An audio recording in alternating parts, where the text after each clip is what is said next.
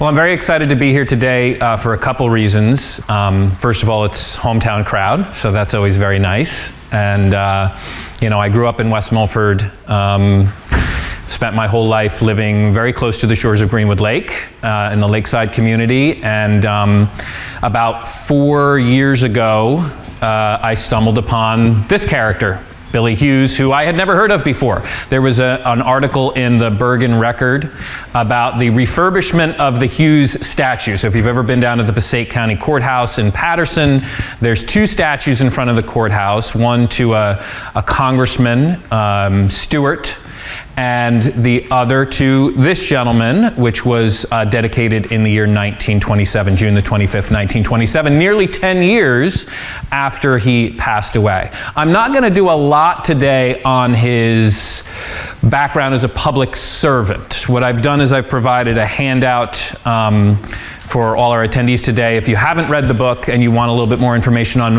what made this guy such a prominent figure, what contributions he made not just to local history but state and national history, I'd encourage you to check that out.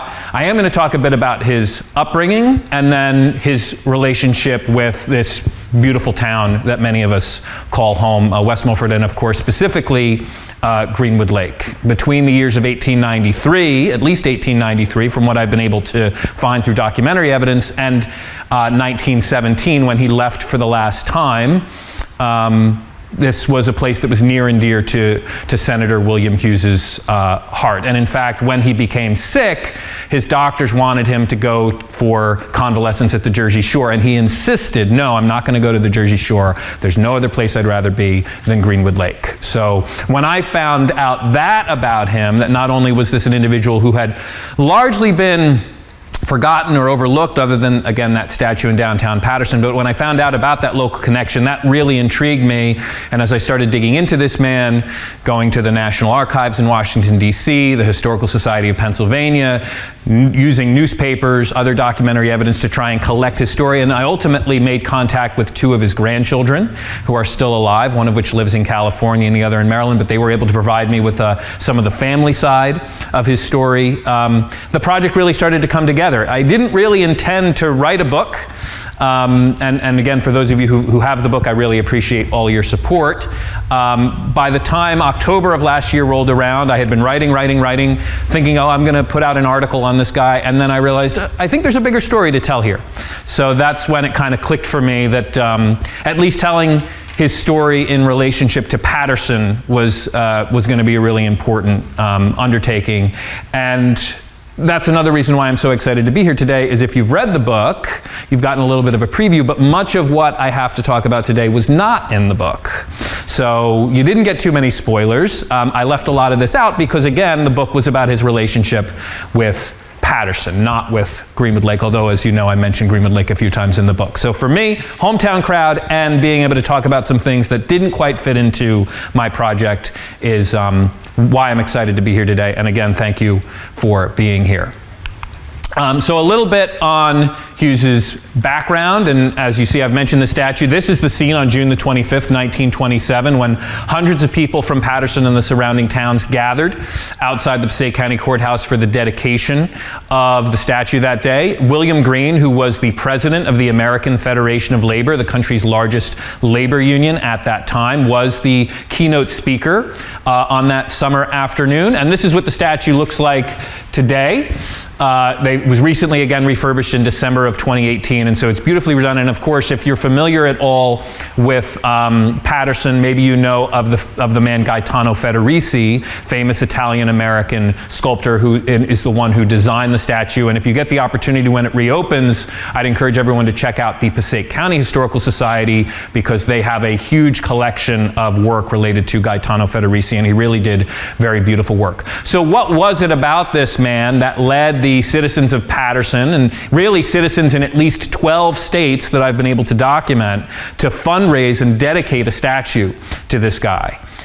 He was a huge proponent of the working man and woman of this country. Throughout his nearly 2 decades of public service, he was a strong advocate for the 8-hour workday, for protecting the power of labor unions from the government, because at that time the government had a good amount of animosity towards organized labor. labor. He was a huge advocate for protecting workers, specifically child laborers, of which he was one.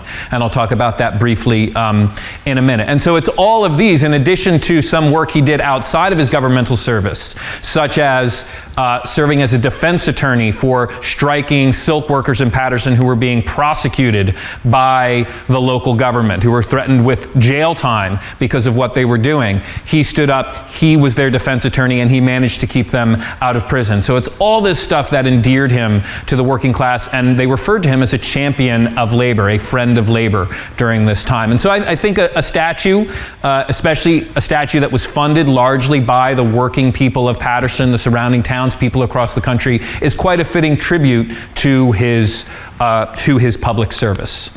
I've already mentioned that he has this close relationship with Paterson, but it's not where he's from originally. He was born in Drogheda on the east coast of Ireland, about 25 miles north of Dublin, Ireland. And he was grew up in poverty there. He was the son of two working class individuals. His father was an iron molder. He was the oldest surviving child of 5 children. Had an older sister who passed away in infancy that he never knew. And when he's 8 years old, his parents get on a boat from Liverpool, England, sail across the Atlantic. They settle in New York City for about 6 months' time, but by the winter of 1880, they have come to settle in Paterson permanently. And they lived in a village there, or a neighborhood of Paterson called, what else? Little Dublin, because it consisted of about 4,000 to 5,000 Irish immigrants who worked in the surrounding silk mills, textile mills. And in Billy Hughes' case, when he's 10 years old in 1882, he's forced, because there's more kids on the way in the Hughes family, to drop out of school and to go and work for the Barber Linen Thread Company, which Thomas Barber was the owner, the former owner. His son, William Barber, would eventually take it over. And I mentioned William Barber's name because his name is very important to Billy Hughes' story later on and when he runs for Congress. So it's owned by the Barber family. Many Irish immigrants work there, including 10-year-old Billy Hughes. He works there for just a couple months by most accounts. Then he's finally able to return to school again. And by the age of probably about 14 or 15, he leaves school behind, and he goes and becomes a silk weaver, like most men who didn't have the means to stay in school, get a formal education, did during that time period, the industrial era of our country's history. And of course, Paterson was very much the center, a focal point of our nation's economic industrialization during that period of time. It was designed really as the country's first truly industrial city. This beautiful lithograph from 1880, the same year that the Hughes family arrives in Paterson, has been colorized after the fact. Just to give you a sense of the geography, you can see here the train line in front, and just behind that is what was once the Morris Canal. The Passaic River would be back here, and the falls over in this neck of the woods. And this neighborhood here, in this vicinity, would be what was then Little Dublin, and is today referred to as Little Lima, because, as we know, the population of cities in New Jersey has changed a lot in 100 or 150 years. And this building over here was one of the Barber factories. There were 3 in Paterson at that time. It's hard to know exactly, impossible at this point to know exactly which one Billy Hughes worked in. And there's actually a carve out, I think it's this one here, shows one of the Barber linen thread factories as well. So that's a sense of the geography. This is really looking from Garrett Mountain north over the city of Paterson in 1880. By the time he's a young adult, he's decided that he wants to leave silk weaving behind. He winds up attending some night classes at a stenography school in Paterson, Columbia Shorthand and Business College, for a few years, puts himself through school, winds up going off to New York City to work for a little while, but comes back and gets a job in the court system in Paterson and realizes he has a future in the law. And ultimately what he'll do is he'll go on to study law under John W. Griggs, who at that point was the Attorney General of the United States. He studied law in his law firm, as well as William Nelson, who, if that name sounds familiar, wrote many histories of Passaic County, northern New Jersey, and the the city of Paterson, very prominent historian as well from that time, in addition to lawyer. So even though he never goes to law school, he gets some really great training in the law from some of Paterson's most prominent attorneys at that time.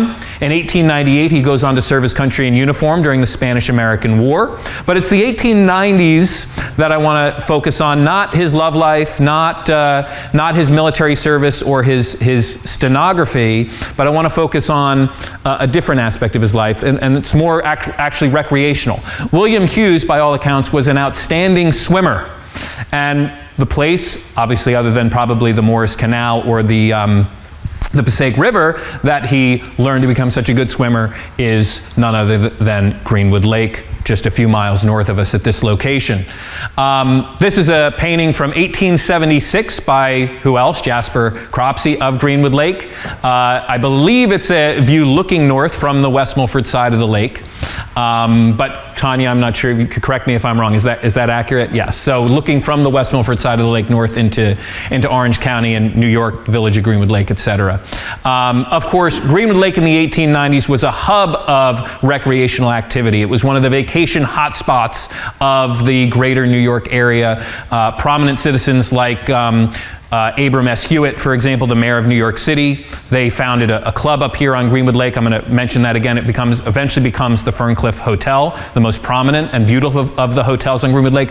About more than a dozen hotels scattered around the lake, mostly on the northern end of the lake, but of course in West Milford there was the Storms Island Hotel, as well as the Lakeside Hotel and the Browns Hotel, which today is the park at Browns Point. So there were hotels on the south side of the lake. People could take the train, of course, up from New York City, Jersey City, Paterson, to visit the lake for the day. It was from Paterson, about a 1-hour trip through Mountain View and Wayne. They'd have to change trains there, get the train up through Wanacue, Ringwood, and then ultimately up to the east side of the lake, and a little hamlet there known as Sterling Forest, which I'm going to come back to later, because that's ultimately where Billy Hughes is going to decide to make his home when he's at the lake. But in 1893, it's actually the very first mention we have of Billy Hughes in the newspaper, and it's from an East Side Working Men's Association. Billy Hughes had been made president of the East Side Working Men's Association in that year, so he's already kind of moving up the ranks of the labor movement in Paterson. They do an excursion to Greenwood Lake, and if you look here highlighted in red, swimming race for all comers, 10 entries. First was Ted Butler, second William Hughes. So even though he was a very good swimmer, evidently he got bested by Ted Butler on that particular day. Very first mention I was able to find of William Hughes in any periodical of that time period, and of course it relates to Greenwood Lake, which I think is really interesting. So we know that as a 20, 25-year-old guy, he's spending time at Greenwood Lake. But of course, I would imagine his legal studies eventually are going to get in the way of that. And it's really not until he becomes a successful lawyer within Paterson and gets elected to Congress in 1902, he's finally made a name for himself, he's got a successful legal practice, that he's able to afford to purchase what is a camp or a bungalow on the eastern shore of Greenwood Lake. So a little bit of the geography here. I talked about the train lines. Of course, Paterson is here. They could catch the Delaware and Lackawanna Railroad over to Mountain View, change trains, and followed all the way up to the eastern shore of the lake. That train station, there were several train stations in what is now West Milford, a Hewitt train station, a Wasting, Greenwood Lake Glens, and finally the terminus of the line was at Sterling Forest. Train station was basically exactly just below, just south of the New York, New Jersey state line, right on the edge of the lake. In fact, you could get off the train, you would walk right down a ramp, and what would be waiting for you at the bottom of the ramp? A ferry, right? Well, a paddle boat to take you around to the various hotels around the lake, particularly, again, the northern side of the lake. This is from 1912, so a little bit later account, but this is one of the ways that we know Billy Hughes spent a significant amount of time at the lake when he was a public servant. He's very vital physically. He has a bungalow at Greenwood Lake and always stays there until late in the season, swimming every day, even though he has to break the ice to do it, quite literally break the ice in the wintertime, a performance he has gone through with many times. So not only, we're going to get more into the swimming. This is going to be a big theme today. So has anyone ever tried to swim across Greenwood Lake? He did it just about every day. This, again, the geography in a modern map. This is where the train station was located, where Greenwood Lake Boat Rentals is today. Here's the state line. Storms Island is significant because there was a hotel there that was the renting proprietor there in the late 1890s, early 1900s was a man named Jim Council. He was a bartender in Paterson who wanted to get set up here at Greenwood Lake. So I have no doubt that Billy Hughes knew him quite well and probably spent a good amount of time on Storms Island at Jim Council's hotel. He later on owned the Woodlands Hotel on the other side of the lake across the New York state line. But this hamlet here, encompassing both sides of the state line, is what was at the time known as the hamlet of Sterling Forest. What was at Sterling Forest? There was, of course, the train station, and as I mentioned, the ramp going down to the lake where you could very conveniently get on one of three publicly I guess they were private boats, but they weren't associated with any hotel, so they would take you to any hotel around the lake. Many of the hotels also had their own boat service that they would use to shuttle passengers that they knew were coming up to stay. But there was the Montclair, the Anita, and the Milford were the three biggest. The Montclair was a side paddle steamer and could carry up to 400 people, so it was a very, very large boat. Yes, there it is, the Montclair up there. Absolutely. So very, very prominent, and parts of it, I think, still are up in the village of Greenwood Lake that you can see today. What did the Sterling Forest hamlet look like? There aren't many photos that I've been able to find that have survived of Sterling Forest, but there are a few. This is a view looking due west over the top of the train station, which is here. There's the lake behind it, and of course Bearfort Mountain on the other side of the lake. Again, the state line would be running basically right here. This is the post office for Sterling Forest, New Jersey. So even though it was an interstate community, it was technically a New Jersey hamlet because that's where the post office was located. Later on, however, the post office was relocated to the New York side of the border and it became Sterling Forest, New York. There was the Sterling Forest Hotel here. There was also a general store. Minturn's General Store was located in the hamlet. This is the Storms Island Hotel. And of course, another view of a separate boat ramp that was probably a little bit further north by the hotel where one of those I think that one is the Anita. Yes, that's the Anita. A smaller ferry could pull up, offload or onload passengers and bring them to where they wanted to go on the northern half of the lake. The southern half of the lake was generally just too shallow for these steamers to travel, so they stayed mostly on the New York side of the lake, except for coming to Sterling Forest, which was just on the New Jersey side in what is today West Milford. A couple other descriptions of their bungalow appeared throughout the first decade of the 1900s. The earliest mention of Hughes coming to Greenwood Lake and staying in his bungalow is 1907, which is this account here. Congressman and Mrs. William Hughes, his wife Margaret, have a camp in the vicinity, meaning Sterling Forest, and their little green bungalow is an important factor in the little colony. The congressman's adeptness as a swimmer is already known. He thinks but little of the 2-mile swim to the Ferncliff Hotel, which I mentioned earlier. That was the former Greenwood Lake Association Club, founded by Abram S. Hewitt and his very, very wealthy friends. Looks like this. It was quite a stunning building on the western shore of the lake, about a mile north of the New York state border. So he would do that swim back to over to the Ferncliff Hotel, probably had a few drinks with friends over there. He was from Ireland after all. Either cooked the ferry back if he didn't feel up to it maybe, or did the swim back. 2-mile swim over to the Ferncliff Hotel daily. He is spending time with Mr. Abercrombie of Abercrombie and Fitch. Made some very, very wealthy, prominent friends staying up here at the lake, the sporting goods men of New York City. Mr. Hughes was recently canoeing when they were accosted by two of them, Mrs. Gordon, who are types of summer girls. The young ladies wanted to engage the men in a tilting tournament. I think that's where you try and knock over the other party's canoe. And after the latter reluctantly consented, took infinite pleasure pushing them out of their canoe for an impromptu bath in the lake. A little bit of a flirtatious activity, if you ask me.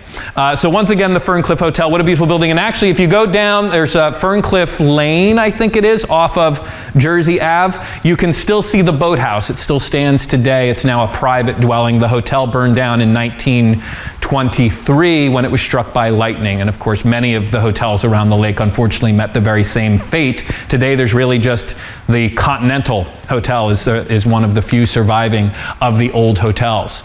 Ever since the closing of school, William Hughes was not the only member of the Hughes family to come up and use the bungalow. I mentioned he had a couple of siblings. He was very close with his younger brother Thomas, who was 2 years his junior. And Thomas had a very large family. William Hughes only had 2 daughters, one born in 1901, the other in 1909.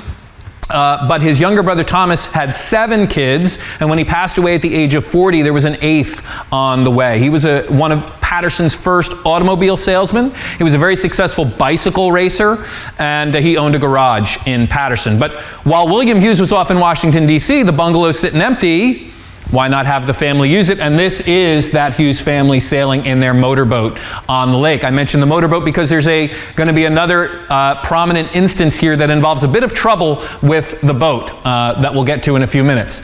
So we've got Thomas and Mrs. Hughes at the lake. In point of comfort, locality, and bathing facilities, Mr. Hughes is one of the choicest sites on the whole lake. Now, I mentioned a few moments ago the location of Sterling Forest, but what I didn't mention is this outline in red. I have no way of knowing today exactly where the bungalow was located, but it's described as being on, quote unquote, the Cove. Now, many of us could be familiar with Cove Castle if you've been up the east side of the lake, which is located here. The Cove, of course, is a little bit further north, and it was described as being through the tree line, that you could barely see it from the lake. So I believe it was somewhere in this vicinity here, somewhere between Shore Ave and Waltz Way, heading out towards the point of the cove there. But again, it's impossible to know for sure. Most of the houses there were knocked down and rebuilt in the 1930s and 40s, so I have very little reason to believe that that bungalow survives to this day. And finally, Senator Hughes, this is now from 1915, finds little time up to visit the lake and is not expected to be going there anytime soon. Again, he's now a United States Senator. He gets elected to the United States Senate in 1912. They have a much busier work calendar than a congressman, which is really a part-time job in the early 20th century. Some might say it's still a part-time job, but don't tell our people in Washington, D.C. that. But my point is, he just didn't have as much time to get up to Hewitt, to Greenwood Lake in the last couple of years of his life. Terrific explosion at Greenwood Lake. Oh boy. Assassination attempt, perhaps? No, I have no reason to believe that. Thomas Hughes, let's see, Charles King, a local insurance man, Andrew Miller, and Mrs. Thomas Hughes, Miss Ethel Dean and Miss Lily Hall, had a narrow escape from injury, if not death, at Congressman William Hughes's camp. They were out on the boat, and for whatever reason, they were, I think, filling it with gasoline. I don't know if somebody was maybe smoking a cigarette, a pipe, whatever happened. Probably not a good idea to do that when you're playing with gasoline or oil. Boom goes the boat. It exploded on the shore of the lake, and who to the rescue? Congressman Hughes, who had decided not to go out on the boat, assisted in getting Mr. King and Mr. Miller ashore. So I believe he jumped in the lake to try and get his family and his friends back on shore after the boat exploded. But Thomas Hughes was very proud of his boat. He claimed that it was one of the fastest on the lake, and being an automobile guy owning a garage and engine repair shop, it probably was a pretty fast boat. I'm sure he figured out some ways to sport it up. Another instance recounted from his time at the lake, he and a friend came to the aid of 2 damsels in distress, as it were. One woman claimed to have, 4 damsels in distress, but the one girl had claimed to lose her purse in the lake. However that came about, I don't know if they were out on a boat or something like that. It had their 4 return train tickets to get back home that day and $10 cash. We might not be super upset about losing $10 cash today, but back then that was a pretty big deal for the average person, losing $10. So Congressman Hughes, Charles Curtis, they jump into the lake, and I don't have the article up here, but I want to read you the newspaper's account of this. The young lady's tears stirred Congressman and the photographer to action. In a minute, the 2 dived into 18 feet of water. The girls cheered. Congressman Hughes came up with the purse. The girls cried, and they found the purse was empty. Up comes Curtis, the photographer, with 4 railroad tickets, as he was promised an exclusive picture for his paper. The men dived again for the money, but it could not be found. The young women thought it mightily strange that the purse had been opened, and then they remembered that the 2 men indulged in a talk fest under the water during one of their dives. Congressman Hughes intimated that there could not have been any money in the purse, For he says his experience as a lawyer would have led him right to the spot if he was in 100 feet of it. He had a sense of humor. If that's true, he definitely had a sense of humor. Now, of course, he's not just dealing with recreational activities while he's up at the lake, although, of course, I'm sure he's doing a lot of that. He's also probably got business to attend to, whether it's for his law practice or in his role as congressman representing the people of New Jersey's 6th Congressional District, which at that time encompassed all of Bergen County, Passaic County, and Sussex County. So many of the people he was interacting with while up at the lake were his constituents, right? He's supposed to be serving them. In 1910, one of the few pieces of evidence we have of him doing business at the lake is he wrote a letter to then U.S. President William Howard Taft out of concern, as expressed by many of constituents in Paterson, about the treatment of Jews in Russia. This was the time period of the pogroms, where the Russian Jews were being basically moved into pogroms, or what we might call ghettos at that time. A long history of anti-Semitism, right, during that period of European history. So he writes a letter to President Hughes: the Jewish constituents of my district, through the medium of the independent order Free Sons of Joseph, desire me to call to your attention the atrocities which have occurred in Russia affecting the Jewish population, an account of which was partly detailed in the newspapers of July 7th, and respectfully request that you, as President of the United States, on behalf of the Jewish citizens of this country, enter a protest to the Russian government in the name of humanity against the continuance of the horrible conditions prevalent. Signed, William Hughes, Member of Congress, 6th District of New Jersey. So, yes, maybe he did this after his afternoon swim, I don't know. But my point being, right, he's mixing business and pleasure while here at the lake. Now, fast forward to the next presidency. I already mentioned the name of Woodrow Wilson. Woodrow Wilson and William Hughes wind up forming a very close bond between 1910 and his death in 1918. 1910, Woodrow Wilson becomes the Democratic nominee for governor of New Jersey. There was a big problem with his candidacy, though. Woodrow Wilson had a very poor track record when it came to dealing with labor, organized labor. He had spoken out against many of the actions of organized labor. And of course, if you're trying to run as a progressive Democrat in New Jersey with a lot of workers, you're going to need the support of organized labor. So who steps in to vouch for Woodrow Wilson? No, he's not an enemy of labor, but in fact, he's going to be an excellent governor, and maybe even an excellent future president for the laborers, the working class of this country. It's William Hughes. Probably some political opportunism going on there. Democrats had not won the New Jersey governorship at that point in a very long time. They wanted Woodrow Wilson on the top of their ticket because they believed that that then president of Princeton University could win. And when he did, and not only did he win, but he becomes very well known throughout the country for initiating a lot of the reforms that were desired during that period, what we call today the Progressive Era. In 1912, then Governor of New Jersey, Woodrow Wilson, repays his friend by appointing him to a judgeship in Paterson, Court of Common Pleas. William Hughes did not want to run for re-election. His congressional district had been redistricted, had been redrawn, and it had made it harder for him to win re-election. It was now a more Republican congressional district at that point in time. He was a Democrat.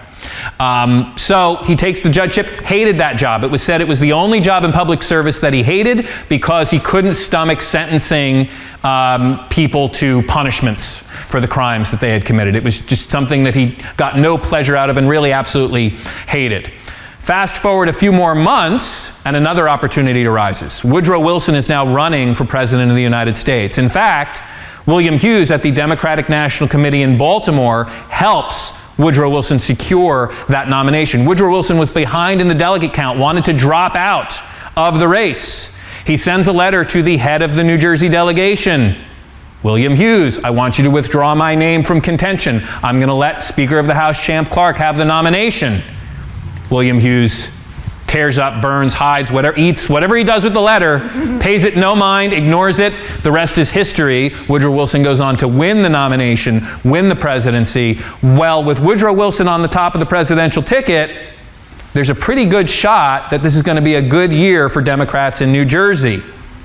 William Hughes decides to put his name in contention for senator, U.S. senator. Now, at that point in time, there were, of course, direct primaries for parties to nominate their senators, but senators were elected before the ratification of the 17th Amendment, Mrs. Anati. They were elected by the state legislature. I learned that in my 8th grade history class.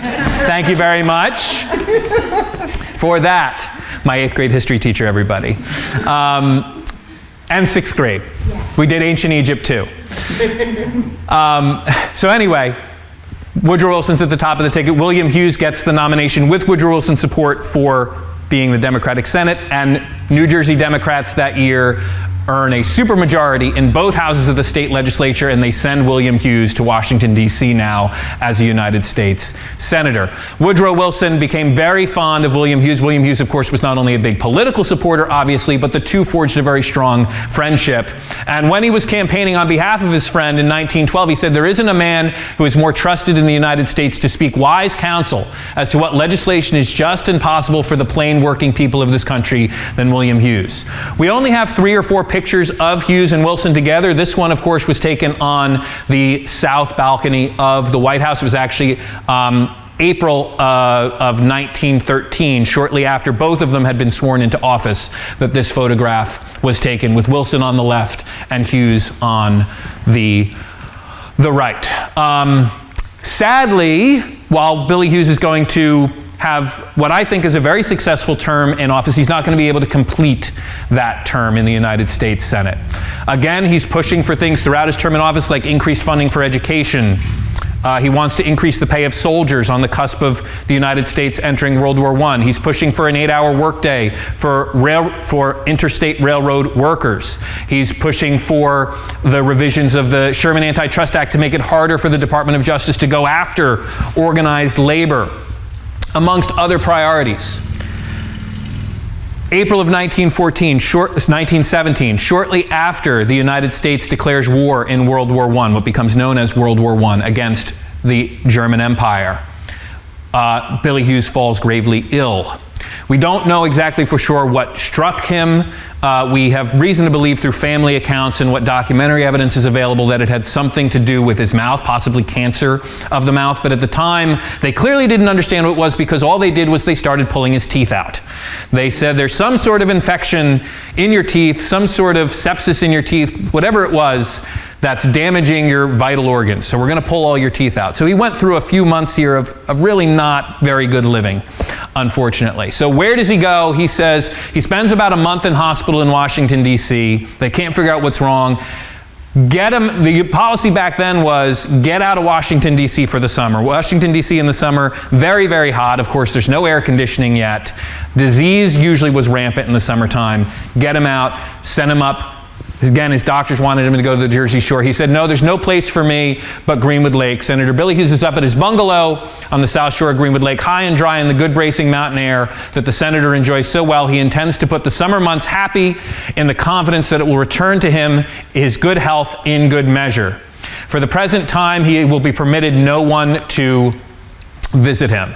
And it's during the next 2.5 months, 2 months, from basically the last week of June to the last week of August, that he spends at his bungalow in Greenwood Lake, that we have really the only surviving letters written in his hand. Now, I say written in his hand, it's funny, the letter I have posted here is actually not written in his hand, but it was clearly dictated by him, probably to a wife or a daughter who was writing on his behalf. And again, I would encourage you, check out the exhibit here. I have 5 different letters that he wrote while at Greenwood Lake, including transcriptions, if you can't read them, because his writing was very much a chicken scratch, that you can check out when we're done here. Who's he writing to? He's writing to his friend in the White House. No, not the president. Another Jersey man, Joseph Patrick Tumulty, who was the president's personal secretary. Today we would refer to them as the White House Chief of Staff. So this is a very important person in the White House, but also a close friend of William Hughes. They have a very effective personal relationship. But when William Hughes became sick, Democrats began floating this guy as his replacement, which I'm sure made Hughes a little uncomfortable. And you see that a bit in his letters. He's saying, no, I intend to run for re-election next year. And it's pretty soon thereafter that this guy, Joseph Patrick Tumulty, has to issue a public statement saying, "I have no interest in being the candidate for the United States Senate from New Jersey. My full support is behind William Hughes." But again, there's a big caveat to that. William Hughes has to get healthy again. So they're writing back and forth throughout the summer. It's interesting to me that in addition to talking about some of course, his health and some of his personal activities at the lake, he's also talking about Washington, D.C. business. He talks about things that the president is doing or how the actions of the president are being perceived during this time period. But it's mostly two friends chatting back and forth about, their old friendships, their relationship, their mutual friends, etc. Hughes makes one of his last public appearances at Greenwood Lake. There was an organization from Paterson known as the PICA or PICA, I'm not sure how they said it at the time, P-I-C-A Club. It was a club of newspapermen, journalists, and newspaper owners who gathered in Paterson from Bergen County and Passaic County. They did an excursion up to the lake. This was, I believe, their 17th or 18th annual excursion to Greenwood Lake. And Billy Hughes came out and spoke to many of his friends at that gathering. This was July the 30th, 1917. It says, cheers greeted his appearance, soon died down. He said that he could not pass the opportunity to greet so many of his newspaper friends in northern New Jersey. He only makes one other public appearance after leaving Greenwood Lake. He does go to the Jersey Shore in September of 1917 for probably just a couple of weeks, and while there, he takes an automobile ride to the local military camp, the local encampment of the New Jersey National Guard, which is getting ready for deployment over to Europe. So as a former soldier serviceman in the Spanish-American War, he takes one last venture out to see the troops that were getting ready to be deployed themselves. Sadly, as I gave you the preview before, he doesn't make it. He is eventually put into hospital at Trenton. They continue to pull his teeth. They don't have a lot of answers for him. There's not a lot they can do. By December, just after Christmas 1917, he develops pneumonia and he passes away January the 30th, 1918. He was one of the youngest men ever elected to the United States Senate at just 40 years of age, and I'm pretty sure he was the youngest man ever elected to the United States Senate to die in that office. I haven't found any. I've looked and looked. I haven't found any other source to suggest that anyone younger, any senator younger than him, died while in office. And of course, he was a beloved local figure, a hero to many. It's not to say that he didn't have his detractors. Of course, Republicans were very frustrated that they weren't able to beat him in 4 campaigns for Congress and his campaign for the United States Senate. But he did get a lot of Republican support when he ran for election. And the reason we know that is because Paterson and Passaic County were Republican areas at that time. He usually when he ran for election, got many, many more votes than any other Democrat on the ticket above or below him in the district. So we know Republicans must have been crossing over to support him, as well as support from socialists as well, who normally ran their own candidate back then in quite large numbers. So this is the Paterson Evening News from the day after he died. U.S. Senator Hughes dies in Trenton Hospital. Nation, state, and city mourn death of, quote-unquote, our Billy, as he was colloquially and friendly referred to back then. And there he is. This is his senatorial portrait from, I believe, 1915. And of course, the statue still stands today as one of the sole testaments to his public service, his connection to Paterson, New Jersey. I wish there was something physical here that commemorated his connection to Greenwood Lake. Maybe that's something to work on in the future, but for the time being, I'm very happy to have put this book out into the world, to be able to share with all of you the information that I've been able to find on him, what he contributed to local life here, how local life here, influenced his life and public service. I do think it's a really fascinating local connection. We hear of individuals like Joe Louis or Babe Ruth coming to Greenwood Lake, right? Of course, these were two very prominent athletes of their day. We don't always hear about men like Abram S. Hewitt or William Hughes coming to Greenwood Lake. They were nationally known figures during this era, and Greenwood Lake was very near and dear to their hearts. Thank you very much for joining me today. It's been a real pleasure to talk to this crowd in this venue. I'll be at the Passaic County Book Festival next weekend if anybody wants to check that out. It's supposed to be great. It's at Weaselbrook Park in Clifton, and I'll be on a local history panel there talking with other authors who've written local history books over the last couple of years. And more information about my book can be found at madeinpaterson.com. It's also available on Amazon, and I have copies here today if anyone would like a copy. I'd like to finish by saying the local museum here does outstanding work day after day, year after year, in preserving our local history. I know many people come and say to me, I've never been here before. What a wonderful, wonderful place this is. Please support them. They are all volunteer. They are all volunteer. They get very little support. So if you can support them, please do so. Thank you very much.